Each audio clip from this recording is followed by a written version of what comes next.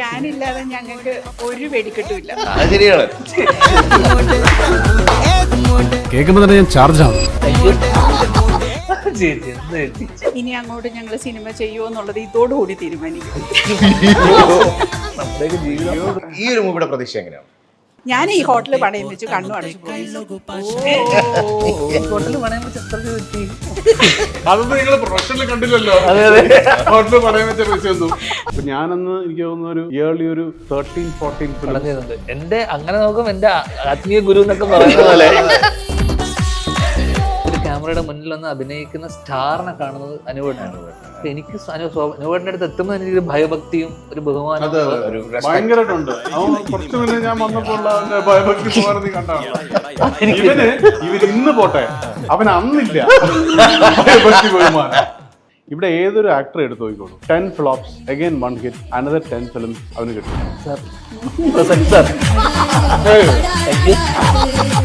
അബാം പടക്കം അതെനിക്ക് മനസ്സിലാവുന്നില്ല. ഒരു പടം കുട്ടിയെ അപ്പൊ ഈ പടക്കത്തിന്റെ കൂടെ ഇവരെല്ലാം ഇടുന്നേ, അതെന്താ ഇടാത്തത്? ഈ സൂപ്പർ സ്റ്റാറുകളെയൊക്കെ കൂട്ടി നിങ്ങൾ ഞങ്ങളെ കൂട്ടി വിളിക്കുക, അപ്പൊ ഞാൻ ഹാപ്പി. ഞങ്ങളിപ്പോ രണ്ടുപേരും കൂടുതലും ഹോളിവുഡിലേക്കാണ് ഞങ്ങൾ ശ്രദ്ധ കേന്ദ്രീകരിക്കുന്നത്. പോയ പൈസയൊക്കെ ഒന്ന് തിരിച്ചു കിട്ടാൻ ഈ വേറെ ഫുഡൊന്നും പിടിച്ചിട്ട് കാര്യമൊന്നുമില്ല. ടീക്ക് വുഡും കുറച്ച് സാൻഡൽ വുഡും ഒക്കെ മേടിച്ചിട്ടേ നമുക്ക് നമ്മുടെ അവിടെ എസ്റ്റേറ്റ് എന്നിട്ട് മറിച്ച് പക്ഷെ ഞാനേ അഭിനയിക്കാൻ വേണ്ടി ഞാൻ ഇനിയും പണയം വെക്കും. ഇനി ഒരു 3-4 ഹോട്ടലൂടെ പണയം വെക്കാനുണ്ട്, അത് പണയം വെച്ചിട്ട്. മൊത്തം എത്ര ഹോട്ടൽസ്? കുറച്ചു കാലത്തേക്ക് ഈ നല്ലതാന്ന് പറയുന്നതിന് വല്ല കുഴപ്പമില്ല. നല്ലതാ. അല്ല ഞാൻ ശരിക്കും ഒന്നും ശ്രദ്ധിച്ചില്ല പാട്ട്. ഇവരൊക്കെ പാടി ഇപ്പോഴാണ് ഞാൻ നല്ലതെന്ന് പറഞ്ഞു ലിസൺ സ്റ്റീവിനെ കണ്ടുപിടിക്കുക, തള്ളി തുള്ളി വിടണം. വളരെ നല്ലതാണ്. പുള്ളി ശ്രദ്ധിച്ചിട്ടുണ്ട്, എല്ലാം നല്ലതെന്ന് പറയും. പുള്ളി കാണുന്ന പോലെ ആരെങ്കിലും തള്ളിയിട്ടുണ്ടോ? ഈ സോങ്സിന്റെ കാര്യം പറഞ്ഞപ്പോഴേ ഇതൊക്കെ മൈക്ക് കേൾക്കും. നമുക്ക് hello hi welcome to Ginger Media. ചോദിച്ചു പോവാം. അപ്പോൾ ഇന്ന് നമ്മൾ ചോദിച്ചു പോകുന്നത് എവിടെയാണ്? യെസ്, ഏറ്റവും അടുത്ത തിയേറ്ററിൽ ഹിറ്റ് ചെയ്യാൻ പോകുന്ന സിനിമയാണ് രവീന്ദ്ര നീ എവിടെ. അപ്പോൾ ഈ മൂവിയുടെ പ്രൊമോഷനാണ്. സോ അപ്പോൾ എന്താണ് ഈ മൂവി കൂടുതൽ അറിയാൻ വേണ്ടി വെൽക്കമിങ് ധ്യാൻ ആൻഡ് ഷിൽ ചേച്ചി and Anoop Menon. Welcome അനുപേട്ട. Thank you. അപ്പോൾ ഫസ്റ്റ് ഇൻ്റർവ്യൂ ആണ്. ആൻഡ് പറയൂ, രവീന്ദ്ര നീ എവിടെയാണ്, എന്താണ്, what is it all about the movie? അനുപേട്ട മോന്റെ ഫസ്റ്റ് ഇന്റർവ്യൂ ആണോ? അല്ല, ഇന്നത്തെ ഫസ്റ്റ് ഇൻ്റർവ്യൂ ഇല്ലേ, നിങ്ങളുടെ പ്രൊമോഷന്റെ ഫസ്റ്റ് ഇൻ്റർവ്യൂ ആണല്ലോ. എന്ത് ചോദ്യം? Yes, all about the movie പറയുകയാണെന്നുണ്ടെങ്കിൽ എല്ലാം ഓൾ അബൌട്ട് ദ മൂവിയാണ്. ഫുൾ പറയണം. ഏറ്റവും നല്ലത് അവനാണ്. അവനാണ് ഈ മൂവിയെ കുറിച്ച് ഏറ്റവും നന്നായിട്ട് അറിയാവുന്നത്. ഞാൻ കമ്പനി ആർട്ടിസ്റ്റാ. ഓ, ശീല ചേച്ചി ഇപ്പൊ തിരിപ്പുണ്ട്. ഞാൻ അബാമിന്റെ കമ്പനിയെ റെപ്രസെന്റ് ചെയ്തിട്ട് വരുന്നത്.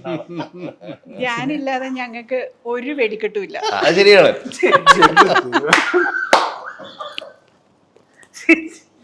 ഇതിനു മുമ്പും ഈ കോംബോ ഹിറ്റ് ആയിട്ടുണ്ട്. പിന്നെ ചേച്ചി എന്ത് ചേച്ചി, എനിക്ക് നമ്മൾ മൂന്നാമത്തെ ഇന്റർവ്യൂ ആണ്. വേണ്ടത്. അല്ല, ഞാൻ കമ്പനിയെ റെപ്രസെന്റ് ചെയ്തിട്ടാണ്. കഴിഞ്ഞ 2 കൂടെ ഹിറ്റ് ആയിരുന്നു കേട്ടോ. പിന്നെ ആ കോൺഫിഡൻസ് ഉണ്ടല്ലോ അല്ലേ ചേച്ചി? ഞാൻ അബാം ബാനറിനെ കുറിച്ചും കമ്പനിയെ കുറിച്ചും എന്ത് വെച്ചാലും ഞാൻ ഉത്തരം പറയും. രവീന്ദ്രനാണ് രവീന്ദ്രന്റെ സിനിമയെ കുറിച്ച് പറയേണ്ടത്. അതെ, രവീന്ദ്രൻ എവിടെയെന്നാണ് ഞാനും ചോദിച്ചോണ്ടിരിക്കുന്നത് കുറെ ദിവസമായിട്ട്. അത് ഇറങ്ങുന്നില്ല ഇങ്ങോട്ട്. രവീന്ദ്രൻ ഒളിത്താവളത്തിൽ നിന്നും ഇറങ്ങുന്നില്ല, മടയിൽ ഒളിഞ്ഞിരിക്കുകയാണ്. എവിടെയാണെന്ന് അറിയില്ല, എന്തായാലും ഒളിഞ്ഞിരിക്കുകയാണ്. ഇറങ്ങട്ടെ. ഓക്കെ, എന്തായാലും ഈ സിനിമയെ പറ്റി പറയുമ്പോൾ ധ്യാനാണുള്ളത്. ഈ ഫ്ലക്സിലടക്കം അനുവേട്ടന്റെ ഒരു ബ്രില്യൻസ് നമുക്ക് കാണാം. ശ്രദ്ധിച്ചു കഴിഞ്ഞാൽ ഇതാണ് അയാൾ ഒളിഞ്ഞിരിക്കുകയാണ്. അതെ, ഏറ്റവും താഴെ മറ്റേ അല്ലേ, ഇതിൽ കാണുമല്ലോ, അഡ്ജസ്റ്റ് ചെയ്തിരിക്കുന്നത് നൈസായിട്ട് അല്ലേ. അല്ല, ഇതിന്റെ കഥയെ കുറിച്ചൊരു പറഞ്ഞു കഴിഞ്ഞാൽ എന്താ കൂടുതൽ പറയാന്നുള്ളതാണ്. ഇതിന്റെ കഥയെ കുറിച്ച് തൽക്കാലം പറയാതിരിക്കുന്നതാണ്. എന്റെ അത്യാവശ്യം ജോണറെങ്കിലും പറയാം, അല്ലെങ്കിൽ എന്താണ് ഒരു ധ്യാന ധൈര്യമായിട്ട് പറയാൻ. കാരണം ധ്യാൻ ഈ ഫുൾ സിനിമ കണ്ടു എന്ന് എനിക്ക് ഉറപ്പാണ്. ആ വേറെ ധ്യാന്റെ എല്ലാ സിനിമകളിലും എനിക്ക് ഉറപ്പില്ല ധ്യാൻ അത് കണ്ടിട്ടുണ്ടോ അതോ ധ്യാന്റെ പോർഷൻ ചെയ്ത് ഡബ് ചെയ്ത് പോയിട്ടുണ്ടെന്നാണ് ഞാൻ വിചാരിച്ചിട്ടുള്ളത്. ഇവൻ നമ്മുടെ തന്നെ എല്ലാ സിനിമകളും അബാമിന്റെ എല്ലാ സിനിമയിലും ധ്യാൻ അത് കണ്ടിട്ടുണ്ടായിരുന്നില്ല, ഉറപ്പിച്ചു പറയാം. പക്ഷെ ഈ സിനിമ കിട്ടി. അതെ, ഞാൻ ആദ്യമായി പൂർണ്ണമായും കണ്ട ഒരു അബാം സിനിമ. ധ്യാൻ ഇരുന്ന് ഒറ്റ വൺ സ്ട്രെച്ചിൽ കണ്ട സിനിമ അല്ലേ? നിങ്ങൾ നിർബന്ധിച്ചിട്ടില്ല. എന്തോ ആയിക്കോട്ടെ, നിർബന്ധിച്ചിട്ടാണേലും അല്ലേലും കണ്ടോ ഇല്ലയോ? കഥ പോലും കേൾക്കാറില്ല. പക്ഷെ കണ്ടോ ഇല്ലയോ? കണ്ടു. അപ്പൊ ഇങ്ങോട്ട് ചോദിച്ചോളൂ. കണ്ട വ്യക്തി എന്നുള്ള നിലയ്ക്ക് കണ്ടപ്പോഴാണ് എനിക്ക് കഥ മനസ്സിലായത്. ആക്ച്വലി എന്നോട് കഥ പറയാറില്ല, അതാ ഞാൻ പറഞ്ഞത്. എന്നോട് കഥ പറയാറില്ല. 4 ദിവസം ഉണ്ട് വന്നാ മതി എന്ന് പറയും. ഫുഡും താമസവും അക്കോമഡേഷൻ എല്ലാം അല്ലേ. പിന്നെ ഇതിപ്പം ഫസ്റ്റ് മൂവി അല്ലോ നിങ്ങൾ ഈ ഒരു ബാനറിൽ ചെയ്യുന്നത്. അത് പണ്ട് സത്യൻ മാഷും നസീർ സാറും ഒക്കെ മെരിലാൻഡിന്റെ ഒക്കെ കമ്പനി ആർട്ടിസ്റ്റുകളായിരുന്നു എന്ന് നമ്മൾ കേട്ടിട്ടുണ്ട്. അതുപോലെയാണ് ധ്യാൻ നേരത്തെ പറഞ്ഞ പോലെ. ധ്യാനിന് കഥയും കേൾക്കേണ്ട ഒന്നും കേൾക്കേണ്ട, കമ്പനിയാണോ അഭിനയിക്കുക. പാരമൗണ്ട് ഒക്കെ പണ്ട് 6 പടത്തിന്റെ ഒക്കെ കോൺട്രാക്ട്. നിനക്ക് എത്ര പടത്തിന്റെ കോൺട്രാക്ട് ഉണ്ട്?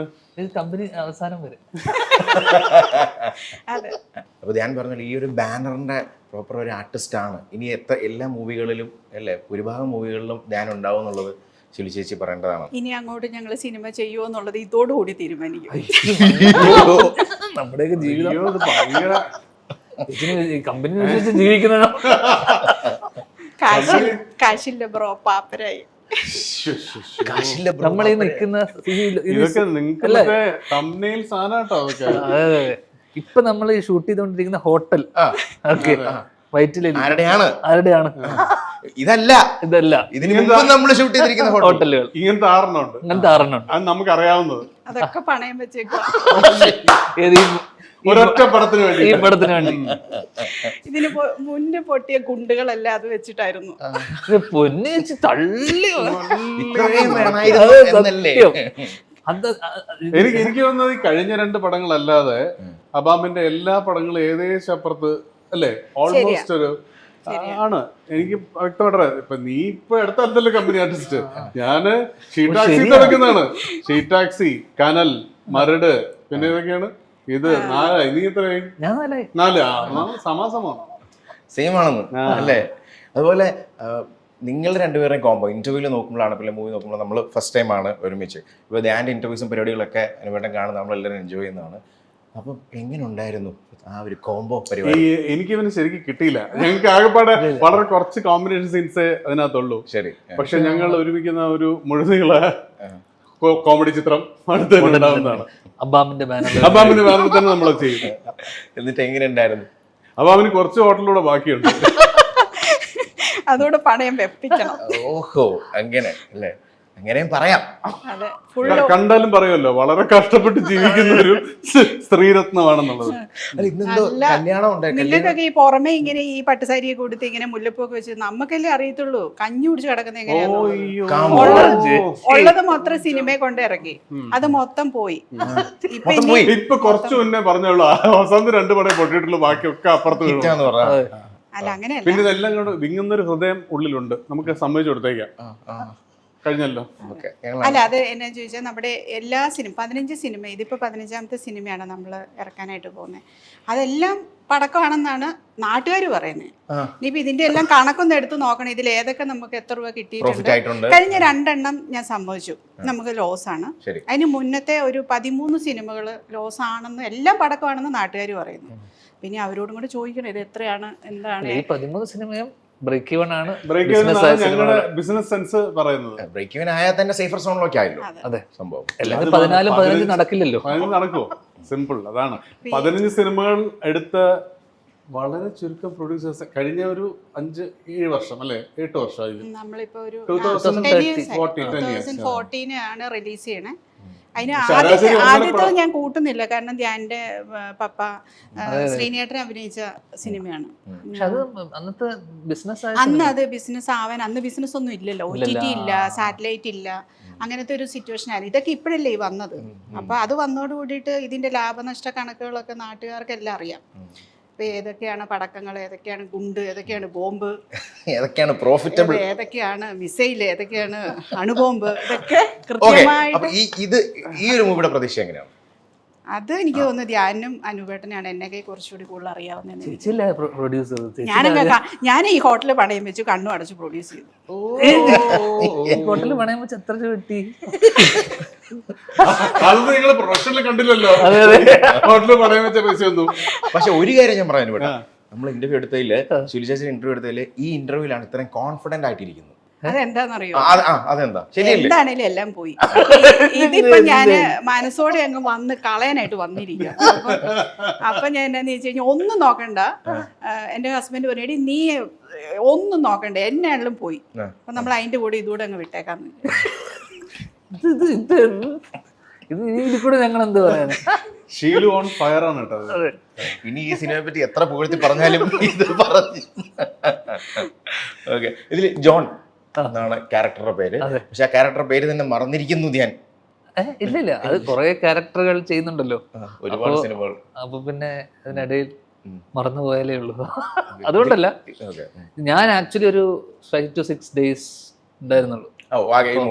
ശരി. അപ്പോൾ അങ്ങനെ ആ നമ്മൾ ഏകദേശം ഒരു ഓൾമോസ്റ്റ് ഒരു കഴിഞ്ഞ വർഷം ഷൂട്ട് ചെയ്തു. അപ്പൊ എനിക്കൊന്ന് ബാഡ് ബോയ്സ് ഒക്കെ കഴിഞ്ഞിട്ട് അതൊക്കെ റിലീസ് ചെയ്യാം എന്നുള്ള രീതിയിലായിരുന്നു. ഇപ്പം അനുവേട്ട അതുപോലെ തന്നെ ഈ ഒരു ആക്ടറുടെ ട്രാൻസ്ഫോർമേഷൻ എന്ന് പറയുന്നത്, ഇപ്പോൾ ഫോർ എക്സാമ്പിൾ അനുവേട്ടൻ തന്നെ പറഞ്ഞിട്ടുണ്ട് ജോജുവിൻ്റെ ട്രാൻസ്ഫോർമേഷൻ. ജോജുവിൻ്റെ ഇതിൽ ആ സമയത്ത് ആക്ട് ചെയ്യാൻ വരുന്ന ടൈമിലാണെങ്കിൽ പോലും കോൺഫിഡൻസ് ലെവൽ എന്ന് പറയുന്നത് വളരെ കുറവായിരുന്ന ഒരു സമയം, അല്ലെങ്കിൽ ആക്ട് ചെയ്യുമ്പോൾ പോലും ഒന്ന് വിറച്ച ഒരു ജോജു ജോർജ്. പിന്നെ കാണുമ്പോൾ ആ ഒരു ട്രാൻസ്ഫോർമേഷൻ കാണുമ്പോൾ യു ഫീൽ സോ ഗുഡ്, അല്ലെങ്കിൽ ഒരു വാവ് ഫാക്ടറായിട്ട് തോന്നിയിട്ടുണ്ട്. റൈറ്റ്. അപ്പോൾ ഇപ്പോൾ നോക്കുമ്പോൾ ഈ അങ്ങനെ ഒരു ട്രാൻസ്ഫോർമേഷൻ നടത്തി ഈ ജോജുവിൻ്റെ ഇപ്പോഴത്തെ ഒരു കാലിബർ വെച്ച് നോക്കുമ്പോൾ, അതുപോലെ വേറെ ആക്ടേഴ്സിനെ എടുത്ത് പറയാൻ ആരൊക്കെ ആയിരിക്കും ഉള്ളത്? വെയിറ്റിംഗ് ആയിരുന്നു. കേട്ടില്ല, അതാണ് എനിക്ക് ഭയങ്കര കോംപ്ലിമെന്റ് ആണ് തന്നത്. നീ ഈ ഇന്റർവ്യൂ കാണുകയാണെങ്കിൽ അപ്പൊ കേട്ടാ മതി. അതെ, ഇവനിങ്ങനെ അവന്റെ ട്രാൻസ്ഫോർമേഷൻ ഭയങ്കരല്ലേ. അവൻ തീരയിലിരുന്ന പോലെ ഉണ്ടോ ഇപ്പൊ ഇരിക്കുന്നത്. അത് കഴിഞ്ഞ് അവനിടയ്ക്ക് പോയി വർഷങ്ങൾക്ക് ശേഷം എന്ന് പറഞ്ഞ പടത്തിൽ ഫുൾ കുറയ്ക്കും, പിന്നെ വീണ്ടും തടിക്കും, പിന്നെയും കുറയ്ക്കും. അങ്ങനെ ഇതൊക്കെ തന്നെ ട്രാൻസ്ഫോർമേഷൻ. വേറെ എല്ലാ കാലം ഒരുപോലെ ഇരിക്കുന്നതല്ലല്ലോ ട്രാൻസ്ഫോർമേഷൻ. ബോഡി ട്രാൻസ്ഫോർമേഷൻ ഉപരി സ്കിൽ ട്രാൻസ്ഫോർമേഷൻ. എന്താണ് ഈ സ്കില്ല്? അതും കൂടെ നമുക്കറിയാവുന്നതിന്റെ ചെയ്യാൻ പറ്റുള്ളൂ. അതിനെ എനിക്കറിയാവുന്ന ഒരു വൺ ട്രാൻസ്ഫോർമേഷൻ അവന്റെ തന്നെയാണ്. പിന്നെ ശീലമുണ്ട്, ശീലം ശ്രമിച്ചുകൊണ്ടിരിക്കുന്നുണ്ട്. വിത്ത് മുല്ലപ്പൂ. അതെ അതെ, അതെന്താന്നറിയോ? ഈ മുല്ലപ്പൂ ഈ സാരി കൊടുത്തത് ഞാൻ വേറെ എന്ത് കോപ്രായം കാണിച്ചാലും നാട്ടുകാർ സമ്മതിക്കില്ല. ഇതിപ്പോ ആരും ഒന്നും പറയില്ല. സാരിയൊക്കെ കൊടുത്ത് മുല്ലപ്പൂ വെച്ച് കുറ്റം പറയാൻ ഒന്നുമില്ല. വേറെ എന്ത് ഡ്രസ് ഇട്ട് വന്നാലും ഇഷ്ടപ്പെടില്ല. എല്ലാവർക്കും ഇഷ്ടമാവുന്നത് അങ്ങനെ വന്നേ.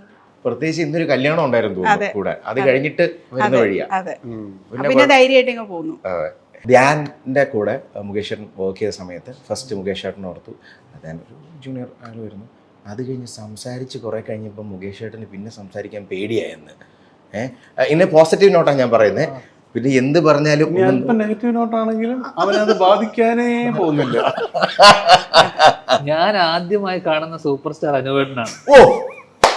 ഞാൻ അസിസ്റ്റന്റ് ഡയറക്ടറായി തുടങ്ങിയ സിനിമയില് അന്ന് അനുവേട്ടൻ, അന്നല്ല എന്നും അനുവേട്ടൻ അന്ന് പീക്കിലാണ്. വെച്ചാൽ അനുവേട്ടൻ സമയമില്ല, എന്നുവെച്ചാൽ അങ്ങനെ തിരക്ക് പിടിച്ച് നിൽക്കുന്ന സമയത്താണ് അനുവേട്ടൻ ആ സിനിമയിൽ അഭിനയിക്കാൻ തന്നെ വരുന്നത്. ഞാൻ ആദ്യമായി കാണുന്ന സ്റ്റാർ അനുവേട്ടനാണ്. ഒരു ഷൂട്ടിംഗ് സെറ്റിൽ അതിന് മുന്നേ വരുന്ന മുകേഷ് അങ്കിളായിക്കോട്ടെ, ഇപ്പം ലാലങ്കിളായിക്കോട്ടെ, ഇവരെയൊക്കെ നമ്മൾ ചെറുപ്പം മുതലേ കാണുന്നുണ്ട്. അച്ഛന്റെ സുഹൃത്തുക്കളായിട്ട്, അല്ലെങ്കിൽ കൊലീഗ്സ്, അച്ഛന്റെ കൂട്ടുകാർ, അങ്ങനെ. പക്ഷെ ഞാൻ കാണുന്ന സെറ്റിൽ ഒരു ക്യാമറയുടെ മുന്നിൽ വന്ന് അഭിനയിക്കുന്ന സ്റ്റാറിനെ കാണുന്നത് അനുവേട്ടനാണ്. എനിക്ക് അനുവേട്ടന്റെ അടുത്ത് എത്തുമ്പോൾ എനിക്കൊരു ഭയഭക്തിയും ഒരു ബഹുമാനവും ഭയങ്കരമായിട്ടുണ്ട്. അവൻ കുറച്ചു മുന്നേ ഞാൻ വന്നപ്പോൾ അവന്റെ ഭയഭക്തി പോകാൻ കണ്ടാണല്ലോ. ഇവർ ഇന്ന് പോട്ടെ, അവൻ അന്നില്ല ഭയഭക്തി ബഹുമാനം. ഇവൻ എന്താ പറയാ, ഇവൻ അസിസ്റ്റന്റായ സമയത്ത് സാധാരണ അസിസ്റ്റന്റായിട്ട് അല്ല, ഒരു സിനിമയിലെ ഏറ്റവും നമുക്ക് സിമ്പതി തോന്നേണ്ട ആൾക്കാരാണ്. എല്ലാവരുടെയും ചീത്തവിളി പാവങ്ങൾ കൊള്ളും. ഓടി നടന്ന് ഒരു കുഴപ്പം പിടിച്ച ആക്ടർ അവിടെ ഉണ്ടെങ്കിൽ അയാൾ ഇവനെ ചീത്ത വിളിക്കും. ഒരു കാര്യമില്ലാതെയാണ് ഇവരൊക്കെ ഇത് കേൾക്കുന്നത്.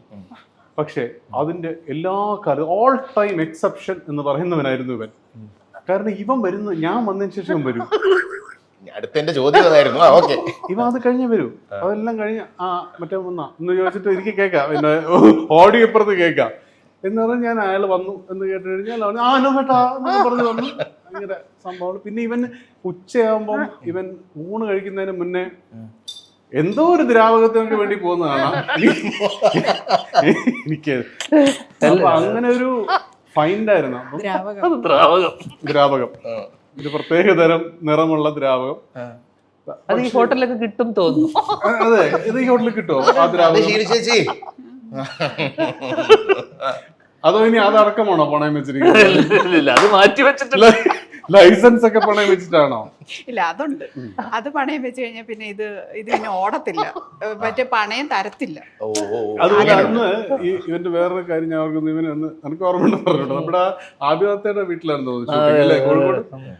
അപ്പൊ ഇവന് ഞാൻ അവിടെ ഇങ്ങനെ ഇരിക്കുമ്പോ ഇങ്ങനെ ഇടയ്ക്ക് അവന് സൗകര്യം കിട്ടുമ്പോഴൊക്കെ സൈഡിൽ വന്നിട്ട്, അപ്പൊ ആ സമയത്ത് ഞാൻ എന്തോ എഴുതുന്നുണ്ട് വേറൊരു പടം, ഡേവിഡ് ആൻഡ് ഗോളിയത്ത്. അത് എഴുതുന്നു. ട്രിവാൻഡ്രം ലോഡ്ജ് കഴിഞ്ഞ് നിൽക്കുകയാണ്. ആ ടൈം. അപ്പോ ഇവൻ്റെ അടുത്ത് സൈഡിലൊക്കെ വന്നിട്ട് ഇങ്ങനെ ചോദിക്കും, ഈ ആക്ടിങ് ചേട്ടൻ എത്ര പടം ഇപ്പം ചെയ്യുന്നുണ്ട്? അപ്പൊ ഞാനന്ന് എനിക്ക് തോന്നുന്ന ഒരു ഇയർലി ഒരു 13-14 ഫിലിം. എന്റെ അങ്ങനെ നോക്കും എന്റെ ആത്മീയ ഗുരു എന്നൊക്കെ പറയുന്ന പോലെ എമൗണ്ട് ഓഫ് മൂവീസും. പിന്നെ എന്നോട് ഇത്തവണ കണ്ടപ്പോഴും എന്നോട് ഞങ്ങളൊരു സൂപ്പർ മാർക്കറ്റ് ഷൂട്ട് ചെയ്യുന്ന സമയത്ത് എനിക്ക് ഇപ്പം ഒരു വലിയ ഉപദേശം തന്നിരുന്നു. ഒന്നും നോക്കണ്ടടാ, എല്ലാം പിടിച്ചോ. അൾട്ടിമേറ്റ്ലി അതാണ് അതിന്റെ സത്യം. കാരണം നമ്മളൊക്കെ നമ്മളതിന്റെ മുന്നത്തെ തലമുറയെ കാണുന്നു, വളരെ കമ്മിറ്റഡ് ആയിട്ട് വർക്ക് ചെയ്ത ഒരു സെറ്റ് ഓഫ് ആക്ടേഴ്സ് ഉണ്ടായിരുന്നു. പേരുകൾ പറയുന്നില്ല, പക്ഷെ ഇവരൊക്കെ they died a very inglorious death, very unceremonious death. In sense ഒരു മെഡിക്കൽ ബില്ല് പോലും കൊടുക്കാനില്ലാത്ത രീതിയിൽ, മറ്റുള്ളവരെ സഹായിക്കേണ്ടി വരുന്ന രീതിയിൽ. അതാണ് നമ്മുടെ മുന്നത്തെ തലമുറയെ നമ്മൾ കണ്ടത്. സോ ഈ ജനറേഷൻ, എസ്പെഷ്യലി എൻ്റെയും കഴിഞ്ഞിട്ടുള്ള ഇവൻ്റെ ജനറേഷൻ എന്ന് പറയുന്നത്, അവർ ഒരു ഫിസിക്കൽ റെസ്പോൺസിബിലിറ്റി ഉള്ള ഒരു തലമുറയാണ്. അതായത് അവർക്കറിയാം ഇത് പൈസ ഇപ്പോൾ ഉണ്ടാക്കിയില്ലെങ്കിൽ, when the sun is high, ഈ പൈസ ഉണ്ടാക്കിയില്ലെങ്കിൽ അറിയില്ലല്ലോ, നമുക്കൊരു 3 കൊല്ലം കഴിഞ്ഞ് നമ്മൾ ഈ ഫീൽഡിൽ ഉണ്ടാവും എന്നുള്ള ഒരു ഗ്യാരണ്ടിയും നമുക്കില്ലാത്ത അൺസർട്ടൺ ആണ്. പിന്നെ വേറൊരു വലിയ സത്യം എന്ന് വെച്ചാൽ, as an actor it's a reality. Once you are up there, അവിടെ എത്തണം. ഇപ്പം ഞാൻ നിൽക്കുന്ന ഒരു സ്പേസ് എന്ന് പറഞ്ഞാൽ ചുമ്മാ ഉണ്ടാക്കിയ സ്പേസ് അല്ല. അവന് ഒരു വലിയ സംഘം ആളുകൾക്ക് ഇഷ്ടമുള്ളത് കൊണ്ടാണ് അവന് പടം കിട്ടുന്നത്, അല്ലെങ്കിൽ പിന്നെ എല്ലാവർക്കും കിട്ടണ്ടേ? അതില്ലല്ലോ. അപ്പൊ അതെത്തിക്കഴിഞ്ഞാൽ വൺ തിങ്സ് അതുണ്ടടാ, ഇല്ലെന്ന് പറയുന്നത്. എനിക്ക് മനസ്സിലാക്കി ഇപ്പൊ അനുവേട്ടനാണ് എന്ന് വെച്ച് കഴിഞ്ഞാൽ, അനുവേട്ടൻ ഹീറോ ആയിട്ട് അഭിനയിക്കുന്നു, അനുവേട്ടൻ ക്യാരക്ടർ റോൾ ചെയ്യുന്നു, അനുവേട്ടൻ ക്യാമിയോ ചെയ്യുന്നു, അനുവേട്ടൻ എല്ലാം ചെയ്യും. സ്ക്രിപ്റ്റ് ബാക്കി എന്ന് വെച്ചാൽ ഓൾ ഇൻ ഓൾ നമ്മളെ വിളിക്കുന്നത് ഇതിനൊരു ജോലിക്കാണ്. നമ്മളെ അതിന് ആപ്റ്റ് ആണെന്ന് അവർക്ക് തോന്നുമ്പോഴാണല്ലോ നമ്മൾ വിളിക്കുന്നത്. അങ്ങനെ ഒരാൾ വിളിക്കുമ്പോൾ നമ്മുടെ ജോലി ഇതാണല്ലോ, എന്തുകൊണ്ട് ചെയ്തുകൂടാ? എന്താണ് അതാണ് സിമ്പിൾ. അത് തന്നെയാണ് നമുക്ക് ജോലി. ഒന്നര വർക്ക് കിട്ടുക എന്ന് പറയുന്നത് തന്നെ വലിയ ഭാഗ്യമാണ്. അപ്പോ ഒരാൾ നമ്മളെ വിളിക്കുമ്പോൾ, പിന്നെ ഒരു സിനിമയുടെ ലീസ്റ്റ് റെസ്പോൺസിബിൾ ആയിട്ടുള്ള ആളെന്ന് പറഞ്ഞാൽ എൻ്റെ ആക്ടറാണ്. Whether you like it or not. അതിന്റെ പ്രൊഡ്യൂസറാണ് നമ്പർ 1. ശരിക്കും പറഞ്ഞാൽ ഇവിടെ അതല്ല. ഇവിടെ പലപ്പോഴും ഞാനല്ലല്ലോ അല്ല, ഈ ഷീലു എബ്രഹാം പ്രസൻസ് എന്ന് മാത്രമേ എഴുതിയിട്ടുള്ളൂ. അപ്പൊ ഇവരുടെ പലൊന്നും അത് ഹസ്ബൻഡായി വരും. പണമരം പണമരോ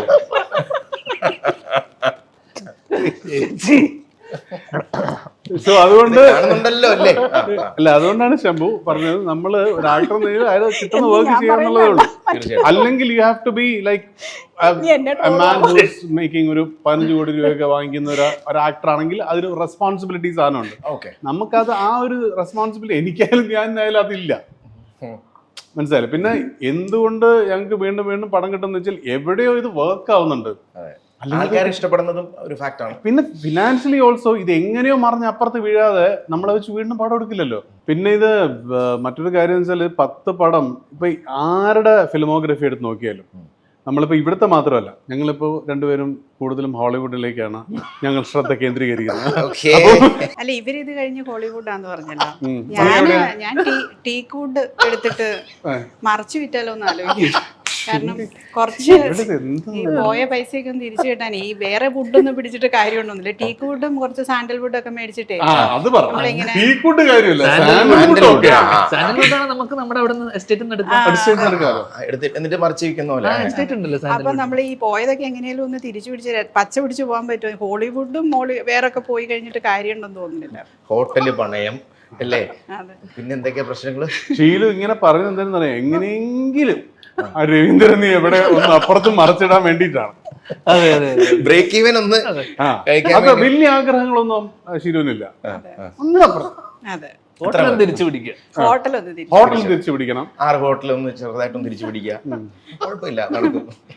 ഓക്കെ, ഇനി വളരെ ജെന്യൂനായിട്ട് പറയുകയാണെങ്കിൽ ഈ മൂവി ഞങ്ങൾ ഇത്രയും നേരം അല്ല, ആ ക്വസ്റ്റിനെ പറ്റി ഞാൻ ചോദിക്കാൻ പോവാണ്. ഈ മൂവിയെ പറ്റി ധ്യാനം ഒരു നോട്ട് പറയുകയാണെങ്കിൽ സംശയാലുവായ ഭർത്താവിന ആണ് ഇതിനകത്തുള്ള നായകൻ ബേസിക്കലി. ഓക്കെ, അതിൽ കൂടുതൽ പറയാനും പറ്റില്ല. ഓക്കെ, എന്നാൽ ഭാര്യ പതിവ്രതയും പാവവുമായിട്ടുള്ള ഷീലുവിനെ പോലെ തന്നെ real life real life മാലാഖയാണ്. Transformation ഇല്ല. മാലാഖയാണ്. അഭിനയിക്കേണ്ടി വന്നിട്ടില്ല, ജീവിച്ചു. മാലാഖ വിത്ത് മുല്ലപ്പൂ. അതെ അതെ അതിലൊരു ഒന്ന് അതെ അതെ. ഹാപ്പി ആയല്ലോ. പിന്നെ ഞാൻ ഈ മാലാഖ എന്നെന്താ പറഞ്ഞൊരു പടം നീ എടുത്തില്ലേ? മച്ചാന്റെ മാലാഖ. കറക്റ്റ്. അത് പക്ഷേ മാലാഖ എന്നുള്ള പേരേ ഉള്ളായിരുന്നു. അതിലെ ക്യാരക്ടർ മാലാഖയല്ല, ഭൂതമായിരുന്നു. അപ്പം ഞാനല്ല കേട്ടോ നായിക. നീ അല്ലായിരുന്നു അതില്? ഏയ് അല്ല അല്ല, അങ്ങനെ ചെയ്തിട്ടുണ്ട്. നിങ്ങൾ എന്താ വിചാരിച്ചിരിക്കുന്നത്? അവാമിന്റെ എല്ലാ പടത്തിലും ഞാനാണ്. അങ്ങനെയൊന്നുമില്ല. എന്തോരം സിനിമകളും ഞാൻ ചെയ്യാത്ത സിനിമകളും, അല്ലെങ്കിൽ ഞാൻ കുഞ്ഞ് ഒരു സീനിൽ വന്നു പോയി. കുഞ്ഞ് ഇൻ ദ സെൻസ് ഒരു സീനിൽ വന്നു പോയിട്ടുണ്ട്. പക്ഷെ എല്ലാരും പറയുമ്പോ ഞാനാ നായിക, ഞാൻ എനിവേ തള്ളി എന്നെ നായികയാക്കി. Very good. അതെങ്കിലും നടന്നു, കുഴപ്പമില്ലല്ലോ, നമുക്ക് പോപ്പുലാരിറ്റി ആയിക്കോളൂന്നല്ലേ. തീർച്ചയായിട്ടും. സോളോ എന്ന് പറഞ്ഞ പടം ചെയ്തതിൽ എന്നെ കണ്ടുപിടിക്കണമെങ്കിൽ മഷിയിട്ട് നോക്കണം. എന്നിട്ടും ഞാൻ എല്ലാ പടത്തിലും ഹീറോയിനാന്ന് പറയുന്നത്. അപ്പം അങ്ങനെയാണ് ഞാനിപ്പോ ഹീറോയിനായിട്ട് ഇവിടെ ഇരിക്കുന്നത്. ഏറ്റവും ഇഷ്ടപ്പെട്ട ഒരു ക്യാരക്ടർ ഇതിലതെ അത് പുതിയ നിയമം അല്ല, ആക്ച്വലി അങ്ങനെ ഇഷ്ടപ്പെട്ടതൊന്നും ആണോന്ന് ചോദിച്ചാൽ അങ്ങനെ അത് സംഭവിച്ചതാണ്. അത് ഷീലുവിന് ഇതുവരെ ചെയ്തതിൽ ഏറ്റവും ഇഷ്ടപ്പെട്ട ക്യാരക്ടർ ഇതിലാണ്. ഒരു സംശയം വേണ്ട, ഒരു സംശയം വേണ്ട. അത് എനിക്കും ഇഷ്ടപ്പെട്ടത് ഈ ഇതിലാണ്.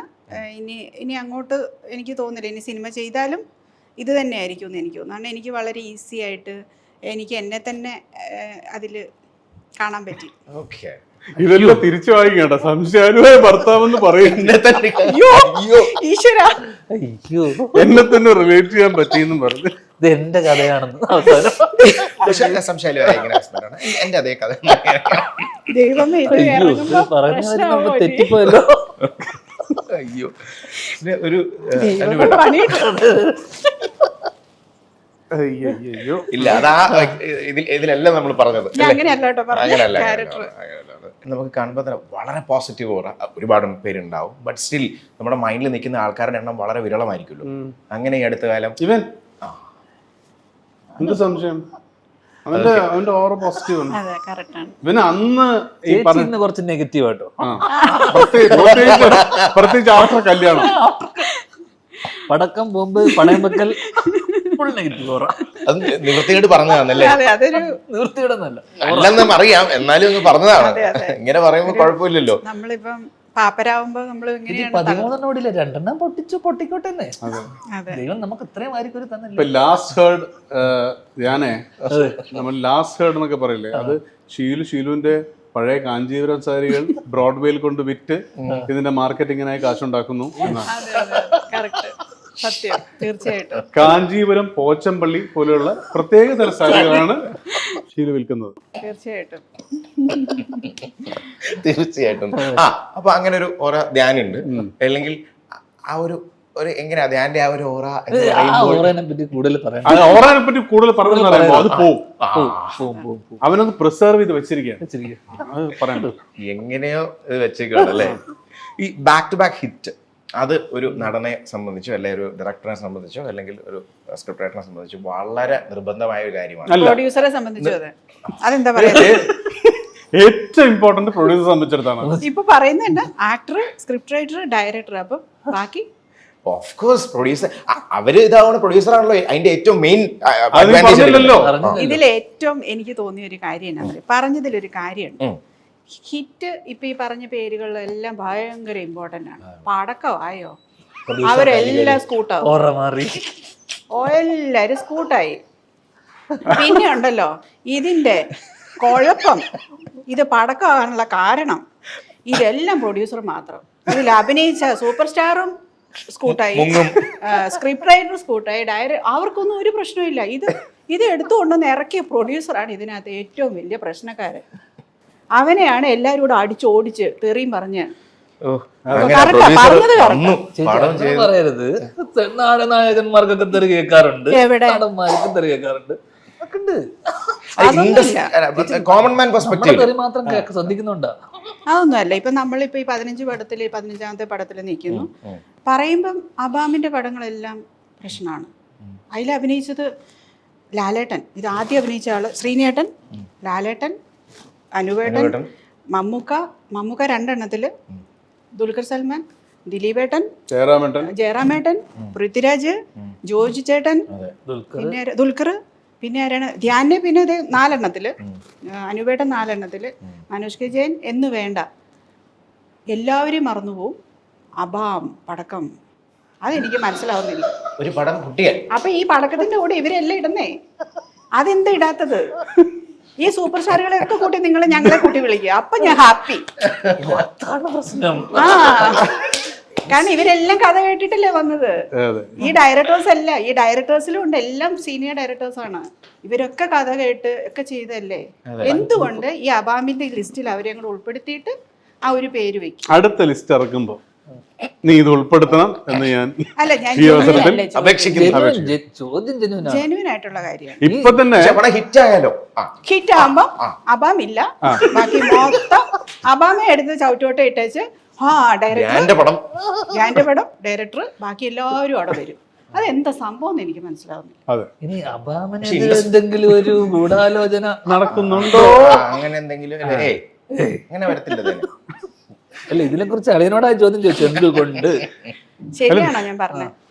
മേ ബി ഒരു 90s to 2010 ആ നിർമ്മാതാവ് എന്ന് പറയുന്ന ആള് ഒരു ബാക്ക് സീറ്റ് എടുത്തിട്ടുണ്ട്. ആൾക്കാർ നോക്കുമ്പോൾ അവർക്ക് ഒരു സ്റ്റാർഡമിലേക്കാണ് അത് പോയിട്ട്. ഞാൻ പോലും ഇവിടെ ഇരിക്കുന്നു, എന്നെ ഇപ്പൊ ഞാൻ നടിയെന്ന് പറഞ്ഞ ആരും സമ്മതിക്കില്ല, ഞാൻ പ്രൊഡ്യൂസറാന്ന് പറഞ്ഞാൽ മാത്രമേ സമ്മതിക്കുള്ളൂ. ഞങ്ങളും അതെ. ഇപ്പൊ ഞാൻ അതുകൊണ്ട് പണ്ടൊക്കെ എന്നായിരുന്നു അറിയോ, ഞാൻ പ്രൊഡ്യൂസറെ അല്ലെന്നുള്ള മട്ടിൽ ഇങ്ങനെ നടിയാന്ന് പറയാനാ ഞാൻ ആഗ്രഹിച്ചിരുന്നു. ഇപ്പൊ ഞാൻ എന്താന്ന് വെച്ചാൽ നടിയാന്നേ പറയല, ഞാൻ പ്രൊഡ്യൂസറായിട്ട് അങ്ങ് ഭയങ്കരമായിട്ട് അഭിനയിക്കുക. എന്റെ ശീലു പ്രൊഡ്യൂസർ ആണെന്ന് പറയുന്നത് ഏറ്റവും ഒരു നടി പ്രൊഡ്യൂസർ ആണെന്ന് പറയുന്നത് ഏഞ്ചലിന ജോലി.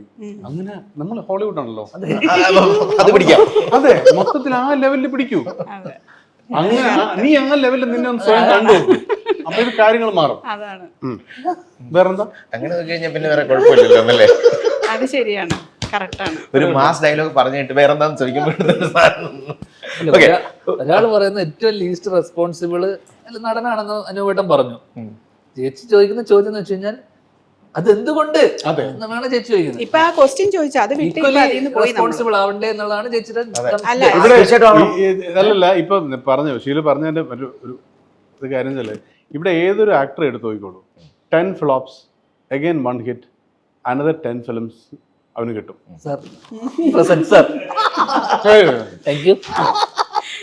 അത് ഇതല്ല അന്ത അളവൊക്കെ എല്ലാരും ഇത് തന്നെയാണ്. 10 എണ്ണം പൊട്ടിയാലും ഒരെണ്ണം ഓടിക്കഴിഞ്ഞാൽ പിന്നെ ഇത് മൊത്തം മാറി അടുത്ത 10 പടങ്ങൾ 10 അല്ല രാജാവല്ലെങ്കിൽ ഇങ്ങനെയൊക്കെ പോകും, കിട്ടും. അതാണ് അത് ഉരുണ്ടു പോലെ. പക്ഷെ ഈ കാഞ്ചീപുരം വിറ്റ് നിൽക്കുന്ന ഈ സ്ത്രീ ആലോചിച്ചു ഇല്ല, എന്തോ ഭാഗ്യത്തിന് 15 പടം ചെയ്തു. അടുത്ത പടം നമ്മള് ക്യാഷ് കിട്ടിയ പടങ്ങളും ഉണ്ട്, ഞാൻ പേരൊന്നും പറയുന്നില്ല. നമുക്ക് നല്ല ലാഭം വന്ന പടമുണ്ട്, പുതിയ നിയമം, പട്ടാഭിരാമനൊക്കെ നമുക്ക് നല്ല പൈസ വന്ന പടങ്ങളാണ്. വീഗം ലാഭമാണ്. അതെ, തീർച്ചയായിട്ടും. വീഗം ഒക്കെ നമ്മൾ ഇറങ്ങുന്നതിന് മുന്നേ നമുക്കത് വിറ്റുപോയ പടമാണ്. പിന്നെ സ്റ്റാർ എന്ന് പറഞ്ഞ പടം തിയേറ്ററിൽ അന്ന് കോവിഡ് ടൈമിൽ ആദ്യം ഇറങ്ങിയ പടം, തിയേറ്റർ അടച്ചിട്ട് ഓപ്പൺ ആയ സമയത്ത് ആദ്യം ഇറങ്ങിയ സിനിമയാണ്. അത് നമ്മൾ ഇറങ്ങുന്നതിന് മുന്നേ ബ്രേക്ക് ഇവനായ പടമാണ് സ്റ്റാർ. കുറച്ച് സിമ്പതി വർക്ക്ഔട്ട് ചെയ്തുകൊണ്ട് വരികയായിരുന്നു.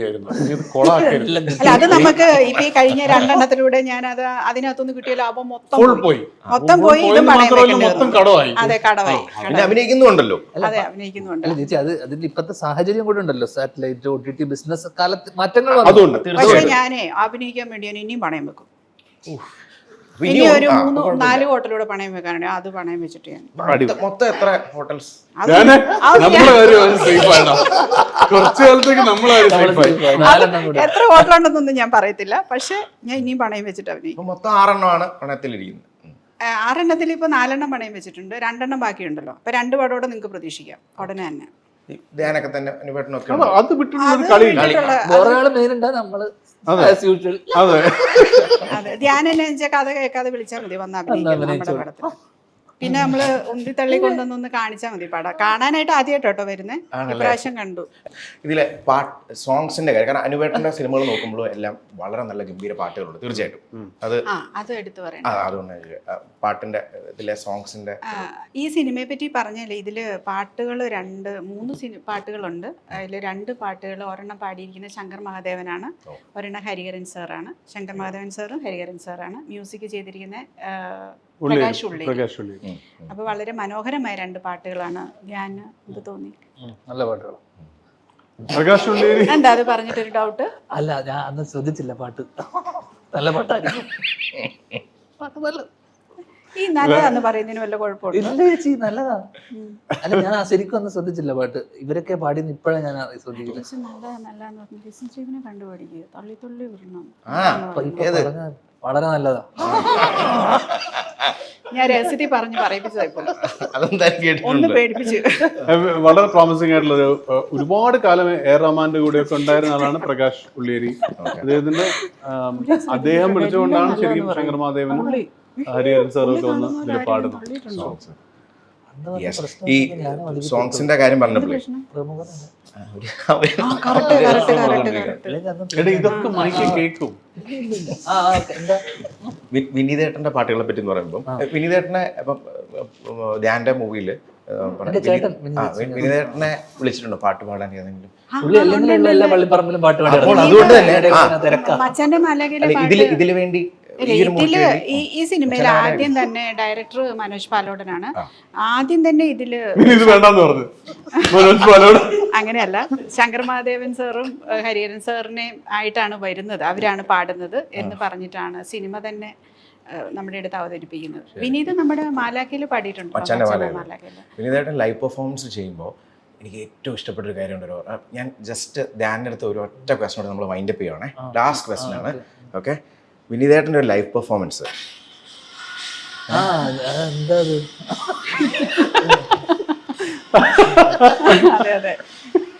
എന്തിനാ? എനിക്ക് പുള്ളിനെ വലിയ കാര്യമാണ്. എന്തിനാണ് വെറുതെ പുള്ളി നമ്മളെ തെറി പറയുന്നത്?